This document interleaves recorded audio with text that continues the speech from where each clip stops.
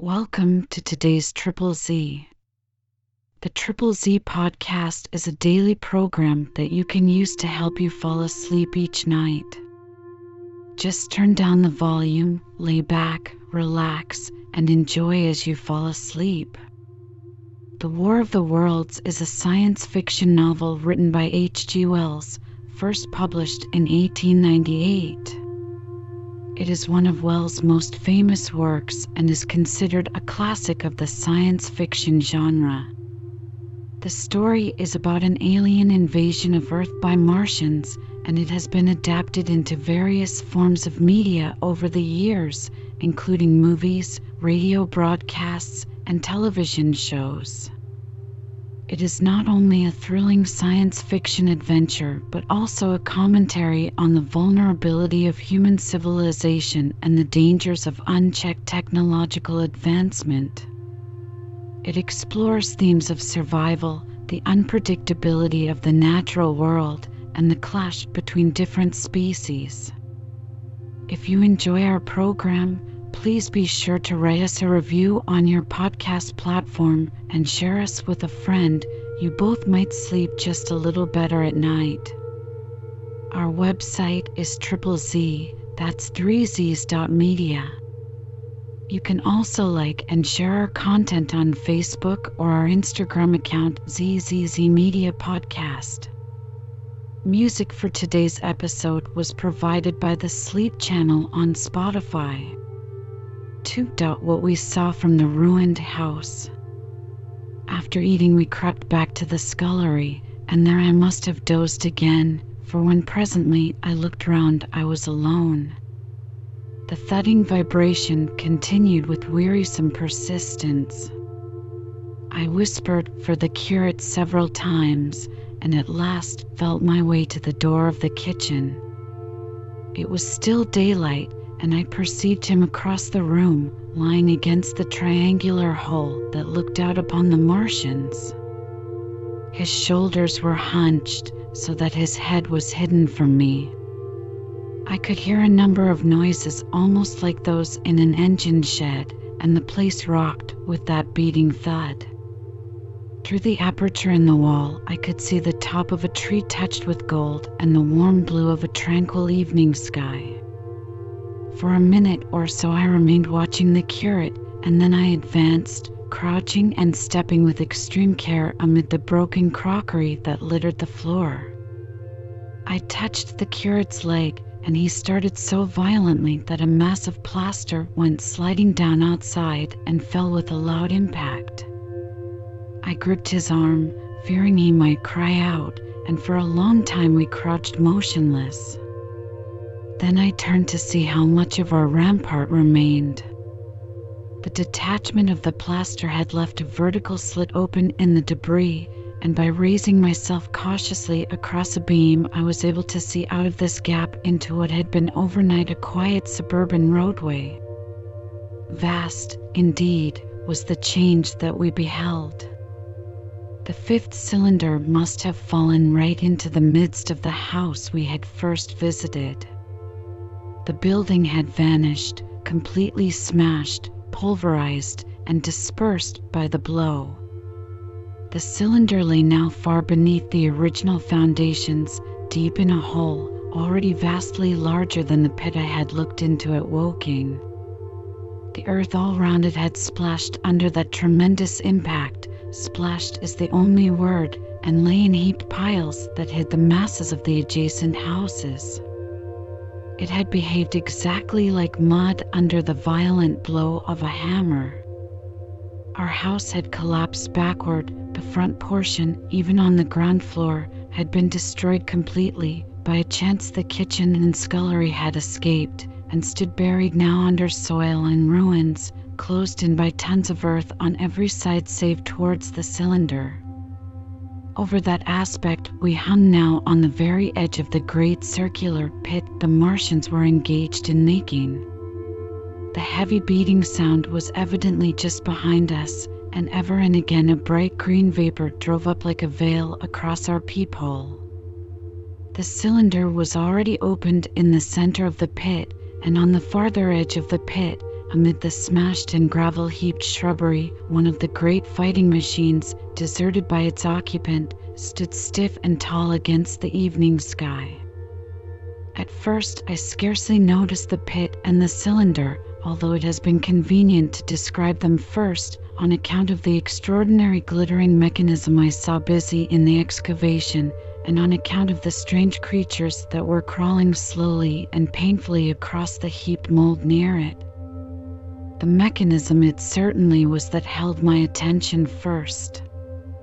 It was one of those complicated fabrics that have since been called handling machines, and the study of which has already given such an enormous impetus to terrestrial invention. As it dawned upon me first, it presented a sort of metallic spider with 5 jointed, agile legs, and with an extraordinary number of jointed levers, bars, and reaching and clutching tentacles about its body. Most of its arms were retracted, but with 3 long tentacles it was fishing out a number of rods, plates, and bars which lined the covering and apparently strengthened the walls of the cylinder. These, as it extracted them, were lifted out and deposited upon a level surface of earth behind it. Its motion was so swift, complex, and perfect that at first I did not see it as a machine, in spite of its metallic glitter. The fighting machines were coordinated and animated to an extraordinary pitch, but nothing to compare with this. People who have never seen these structures, and have only the ill-imagined efforts of artists or the imperfect descriptions of such eyewitnesses as myself to go upon, scarcely realize that living quality. I recall particularly the illustration of one of the first pamphlets to give a consecutive account of the war. The artist had evidently made a hasty study of one of the fighting machines, and there his knowledge ended. He presented them as tilted, stiff tripods, without either flexibility or subtlety, and with an altogether misleading monotony of effect.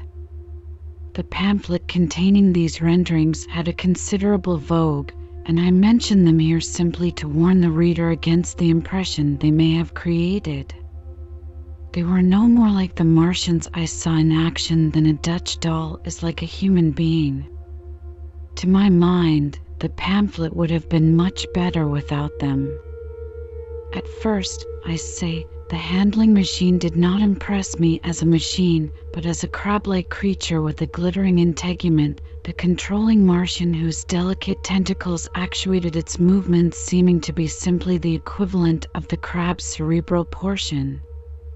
But then I perceived the resemblance of its gray-brown, shiny, leathery integument to that of the other sprawling bodies beyond, and the true nature of this dexterous workman dawned upon me. With that realization, my interest shifted to those other creatures, the real Martians.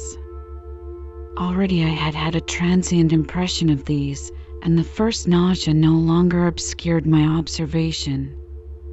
Moreover, I was concealed and motionless, and under no urgency of action. They were, I now saw, the most unearthly creatures it is possible to conceive. They were huge round bodies, or rather, heads, about 4 feet in diameter, each body having in front of it a face.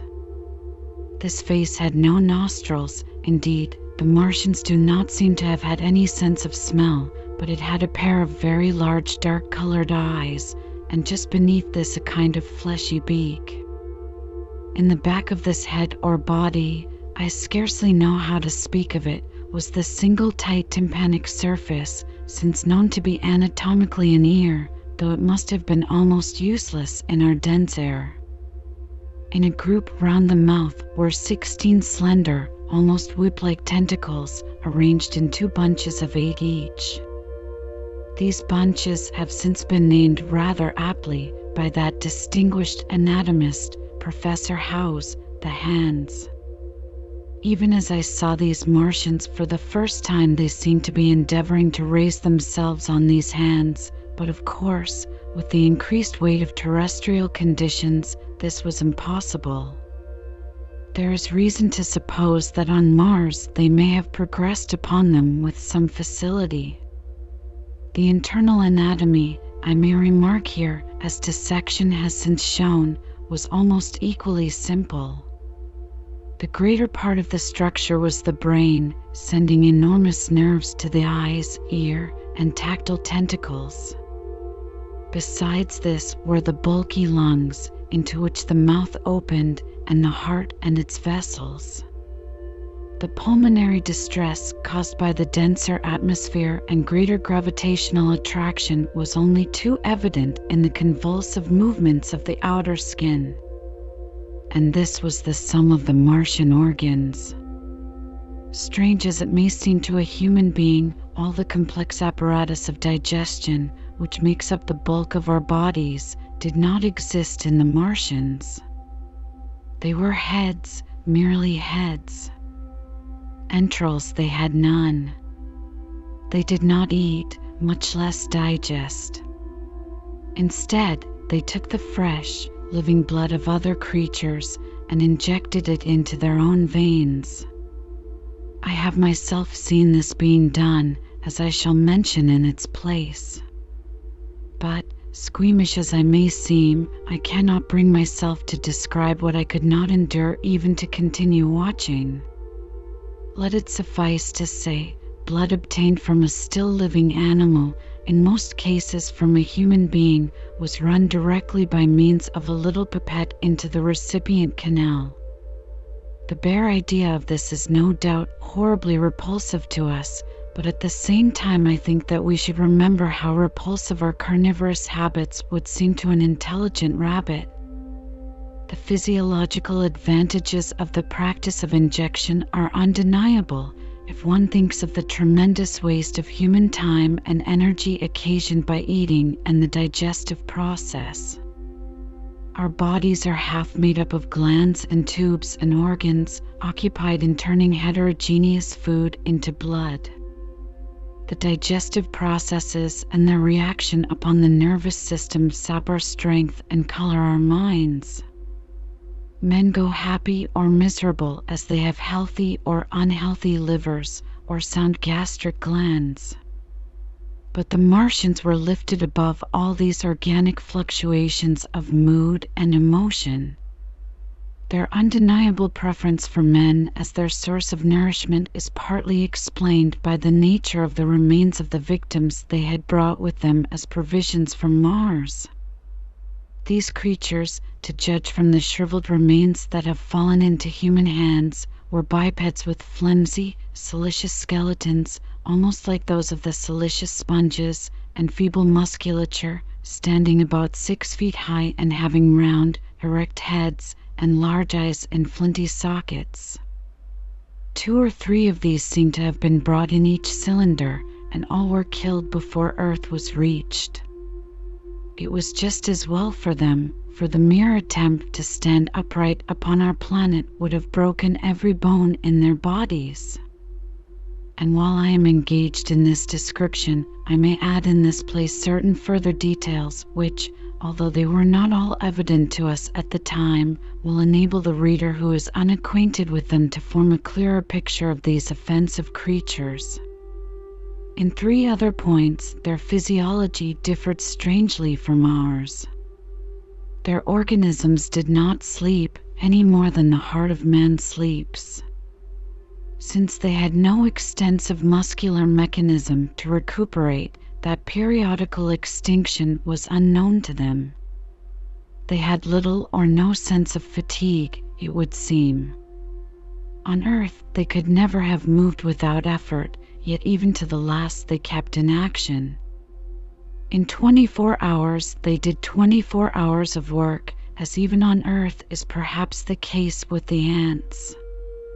In the next place, wonderful as it seems in a sexual world, the Martians were absolutely without sex, and therefore without any of the tumultuous emotions that arise from that difference among men. A young Martian, there can now be no dispute, was really born upon Earth during the war, and it was found attached to its parent, partially budded off, just as young lily bulbs bud off, or like the young animals in the freshwater polyp. In man, in all the higher terrestrial animals, such a method of increase has disappeared, but even on this earth it was certainly the primitive method. Among the lower animals, up even to those first cousins of the vertebrate animals, the tunicates, the two processes occur side by side, but finally the sexual method superseded its competitor altogether. On Mars, however, just the reverse has apparently been the case. It is worthy of remark that a certain speculative writer of quasi-scientific repute, writing long before the Martian invasion, did forecast for men a final structure not unlike the actual Martian condition. His prophecy, I remember, appeared in November or December 1893 in a long-defunct publication, the Pall Mall Budget, and I recall a caricature of it in a pre-Martian periodical called Punch. He pointed out, writing in a foolish, facetious tone, that the perfection of mechanical appliances must ultimately supersede limbs, the perfection of chemical devices, digestion, that such organs as hair, external nose, teeth, ears, and chin were no longer essential parts of the human being, and that the tendency of natural selection would lie in the direction of their steady diminution through the coming ages. The brain alone remained a cardinal necessity. Only one other part of the body had a strong case for survival, and that was the hand, teacher, and agent of the brain. While the rest of the body dwindled, the hands would grow larger. There is many a true word written in jest, and here in the Martians we have beyond dispute the actual accomplishment of such a suppression of the animal side of the organism by the intelligence.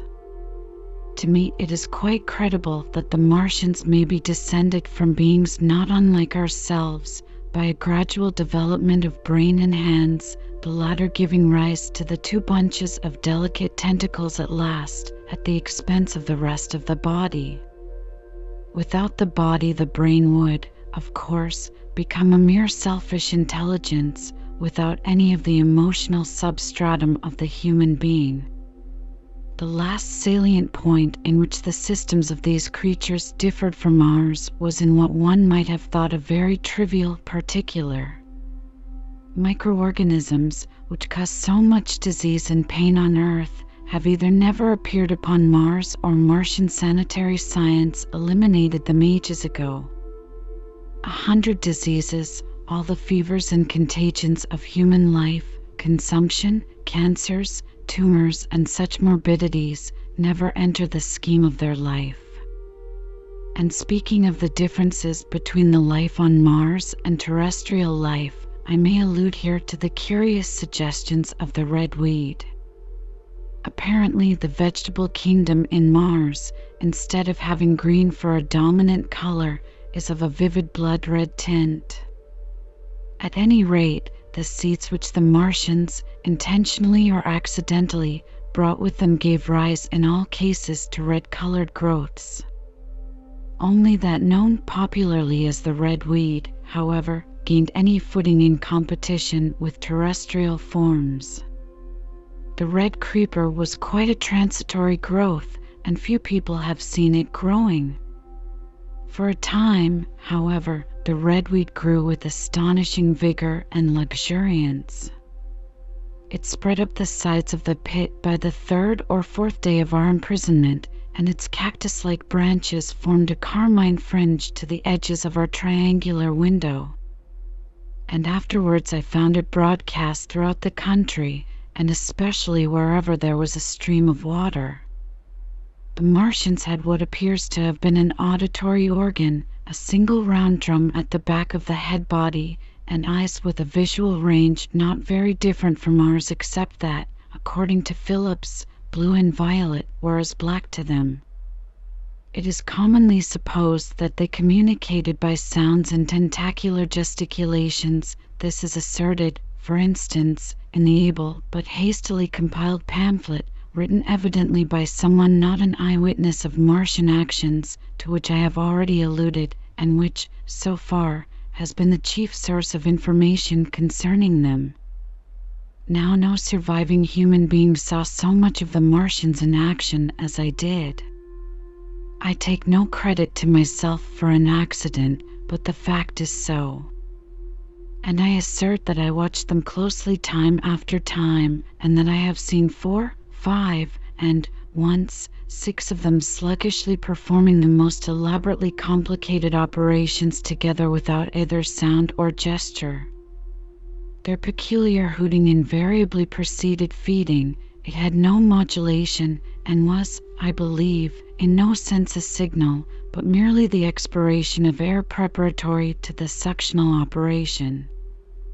I have a certain claim to at least an elementary knowledge of psychology, and in this matter I am convinced, as firmly as I am convinced of anything, that the Martians interchanged thoughts without any physical intermediation. And I have been convinced of this in spite of strong preconceptions. Before the Martian invasion, as an occasional reader here or there may remember, I had written with some little vehemence against the telepathic theory. The Martians wore no clothing. Their conceptions of ornament and decorum were necessarily different from ours, and not only were they evidently much less sensible of changes of temperature than we are, but changes of pressure do not seem to have affected their health at all seriously. Yet though they wore no clothing, it was in the other artificial additions to their bodily resources that their great superiority over men lay. We men, with our bicycles and road skates, our Lilienthal soaring machines, our guns and sticks and so forth, are just in the beginning of the evolution that the Martians have worked out.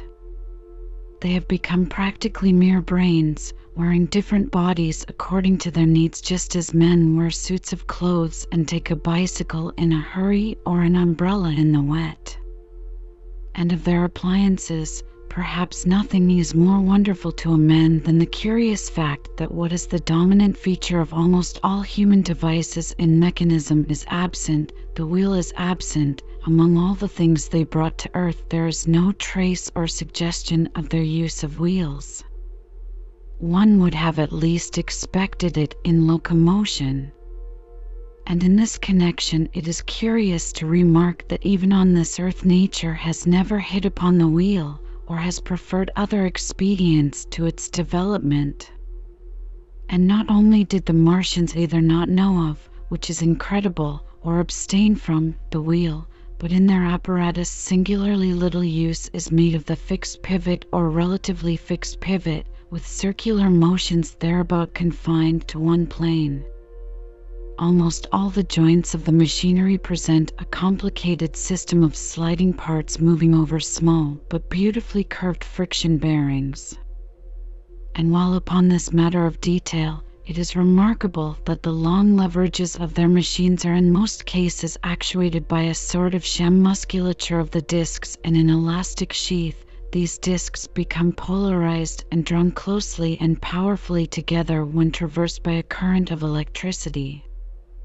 In this way, the curious parallelism to animal motions, which was so striking and disturbing to the human beholder, was attained.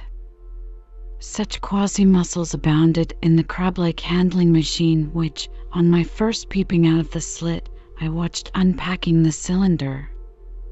It seemed infinitely more alive than the actual Martians lying beyond it in the sunset light, panting, stirring ineffectual tentacles, and moving feebly after their vast journey across space.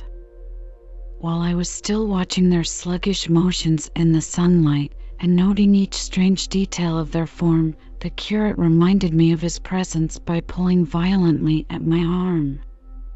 I turned to a scowling face and silent, eloquent lips.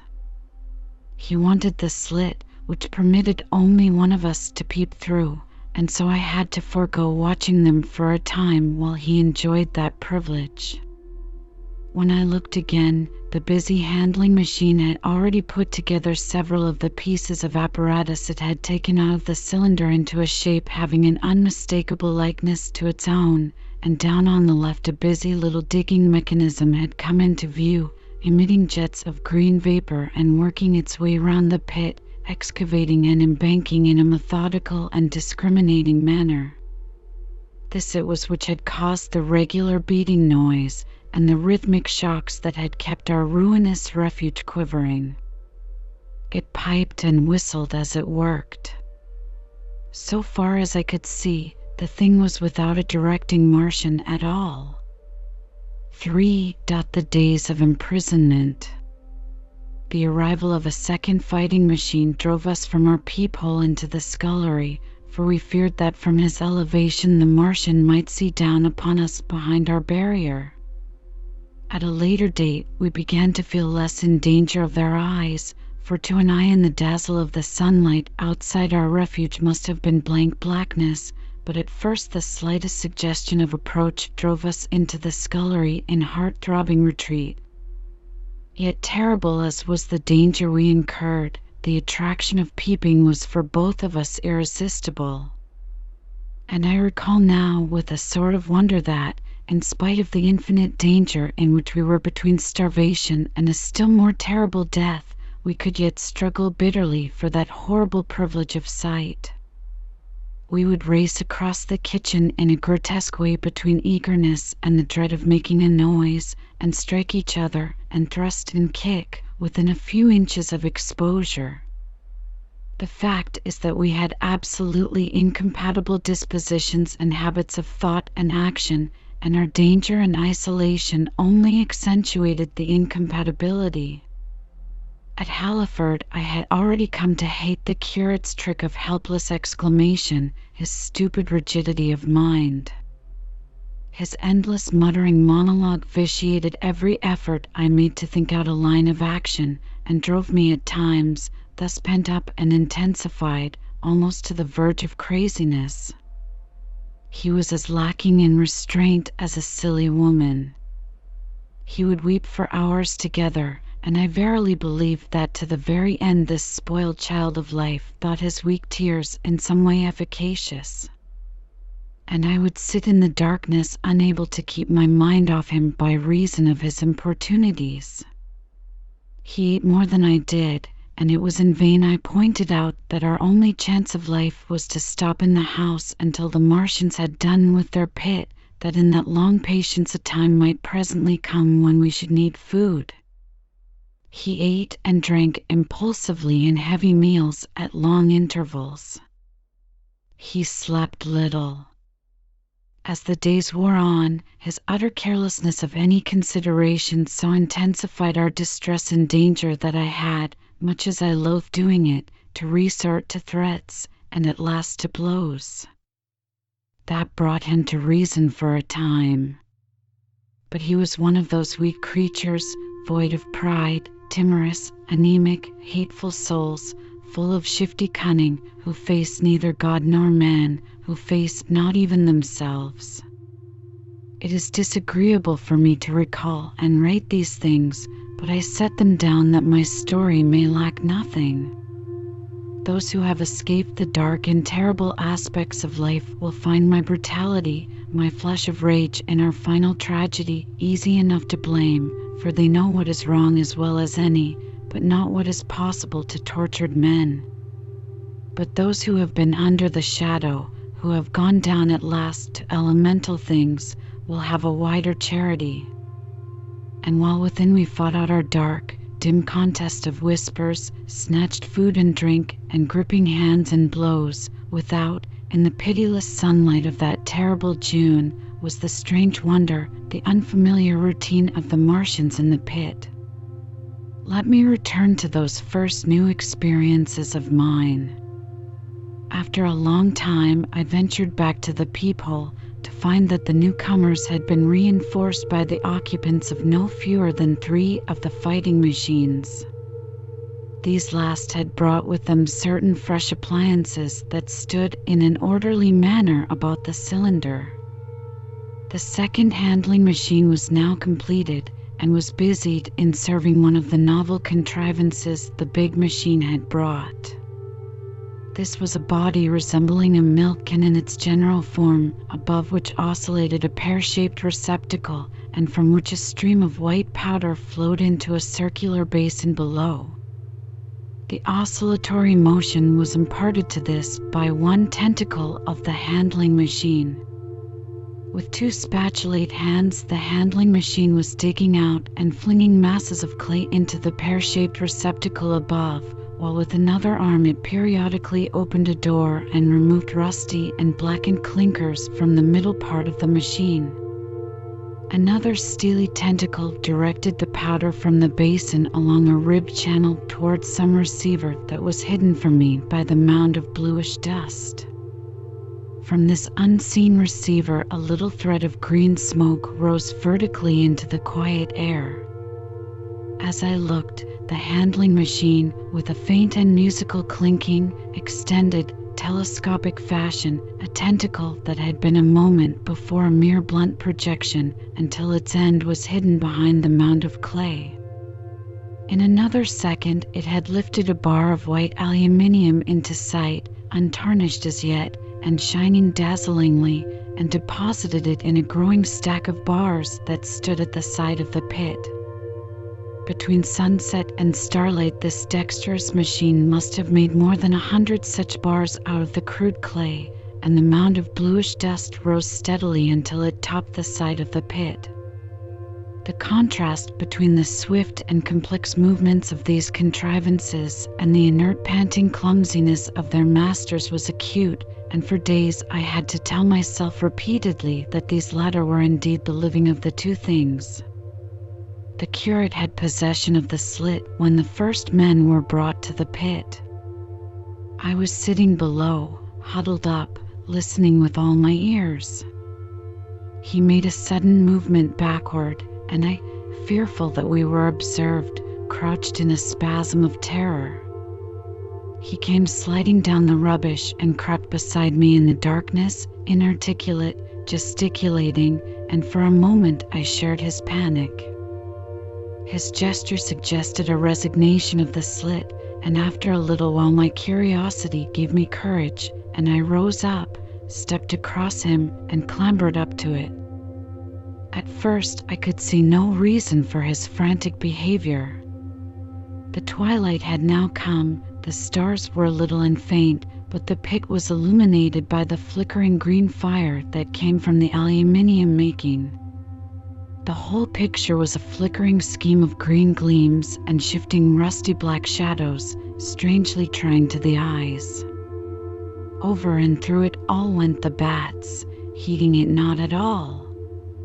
The sprawling Martians were no longer to be seen, the mound of blue-green powder had risen to cover them from sight, and a fighting machine, with its legs contracted, crumpled, and abbreviated, stood across the corner of the pit. And then, amid the clangor of the machinery, came a drifting suspicion of human voices that I entertained at first only to dismiss. I crouched, watching this fighting machine closely, satisfying myself now for the first time that the hood did indeed contain a Martian. As the green flames lifted, I could see the oily gleam of his integument and the brightness of his eyes. And suddenly I heard a yell and saw a long tentacle reaching over the shoulder of the machine to the little cage that hunched upon its back.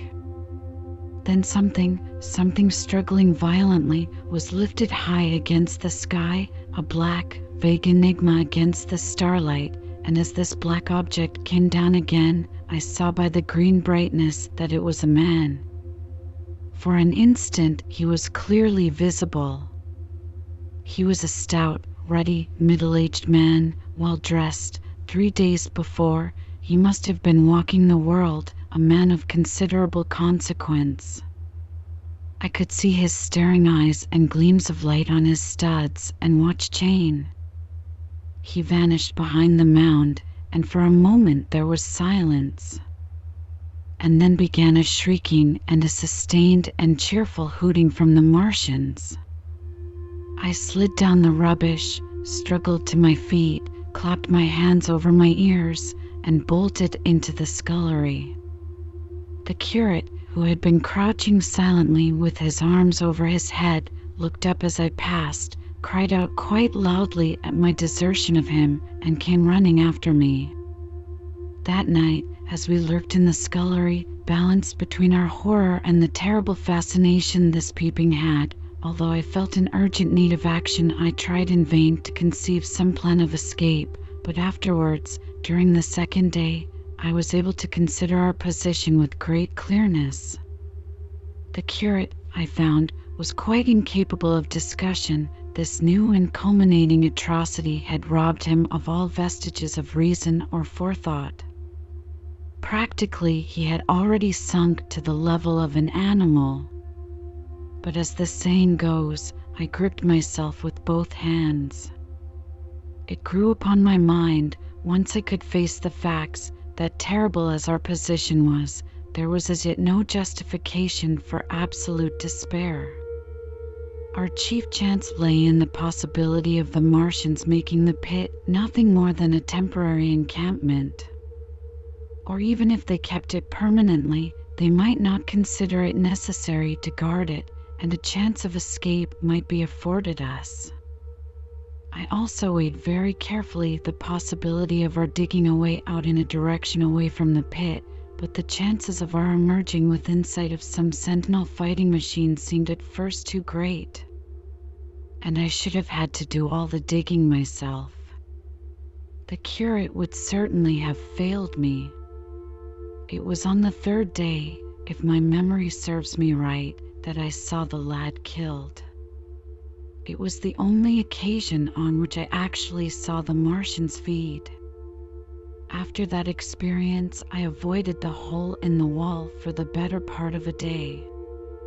I went into the scullery, removed the door, and spent some hours digging with my hatchet as silently as possible. But when I had made a hole about a couple of feet deep, the loose earth collapsed noisily, and I did not dare continue. I lost heart and lay down on the scullery floor for a long time, having no spirit even to move. And after that I abandoned altogether the idea of escaping by excavation. It says much for the impression the Martians had made upon me that at first I entertained little or no hope of our escape being brought about by their overthrow through any human effort.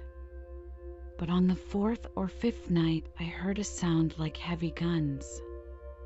It was very late in the night, and the moon was shining brightly.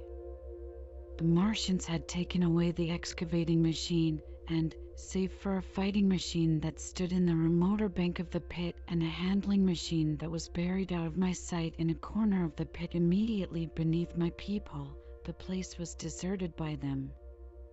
Except for the pale glow from the handling machine and the bars and patches of white moonlight, the pit was in darkness, and, except for the clinking of the handling machine, quite still. That night was a beautiful serenity. Save for one planet, the moon seemed to have the sky to herself. I heard a dog howling, and that familiar sound it was that made me listen. Then I heard quite distinctly a booming exactly like the sound of great guns. 6 distinct reports I counted, and after a long interval, 6 again. And that was all.